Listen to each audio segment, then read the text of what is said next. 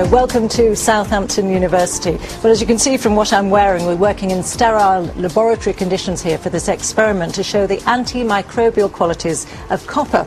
Well, what we hope to show you is that the sort of bugs that cause infections in hospitals will die off within minutes of being in contact with copper, whereas they may survive for up to weeks or even months on stainless steel.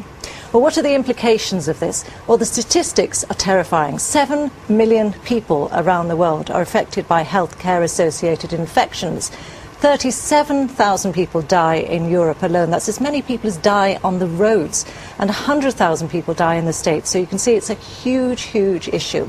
Let me introduce you now to Professor Bill Keeble, who is the Director of Environmental Healthcare here at Southampton and a microbiologist, of course. Professor Keeble, can you explain to us the process, how infections are actually transmitted in a hospital setting?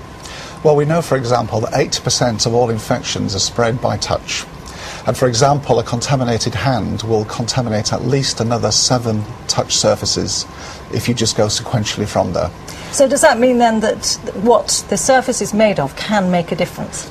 Very much so. Is the surface hard and non-absorbent? Is the surface absorbent? We know, for example, that stainless steel and plastics, hard surfaces which germs can survive on for weeks and months, whereas on copper, our research suggests they die very quickly. So what are we going to see today then? Well, it's very exciting. What we're showing is that bacteria die rapidly on copper. So we've set up an experiment for you where we're going to inoculate surfaces. We will compare stainless steel against copper.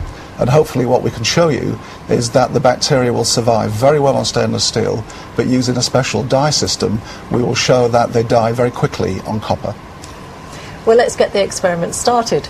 In a room next door, we've got Emma and Sam on their microscopes. So, Professor Keeble, tell us what they're seeing down the individual microscopes. Well, what we're going to do is we're going to take the notorious MRSA bug, and we're going to put 10 million of the cells on stainless steel, 10 million of the cells on copper, and what we hope to show you is that they live very happily on the stainless steel, but they die rapidly on the copper. And in theory, how long will it take before the bugs are killed off on the copper? Well, we hope to show you that things are going to happen in 2 or 3 minutes, and certainly by 10 minutes, hopefully they will have all died out. Let's take a look at the first picture. We're getting live feeds from the microscopes on these 2 screens. We've got the stainless steel here on the left. I don't know if our camera can pick that up there. So, Professor Keeble, just explain what we're seeing here. So what you're seeing here are the individual bacteria sitting on the stainless steel surface. We've used a special dye which shows that while they're bright green, they're still alive. Right. What we're hoping to show is that they will fade away as they die on the copper surface, which will be contrary to what happens on the stainless steel. Well, we were talking before about just the statistics across the world and across Europe of the number of people who are actually affected by healthcare-associated infections. We met one woman, Alma Forsyth, who was infected with MRSA in a Brussels clinic, and this is her story. I went into hospital for keyhole surgery on my knee. I was in hospital for 5 hours. I caught MRSA and I ended up being admitted to a second hospital as an emergency patient.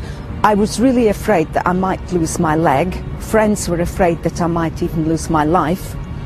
And now, it's nearly 2 years later, I'm left with a limp. I have to use my crutch when I'm outdoors. The impact on my life physically is that I can no longer dance, and that's been a passion of mine since I was 3. I do feel very angry about it. I don't want to go near a hospital again. I think it would be wonderful if they could develop this use of copper to prevent infection taking place in the first place.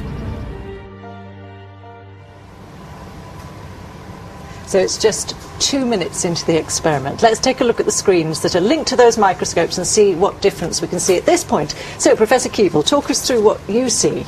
Well, you can see lots of brightly stained bacteria on the stainless steel surface. So not much change there? Not much change there. Copper? And here's the copper surface. May not look too different to you, but in fact, if you look very carefully, we're just starting to see some of the cells beginning to fade out.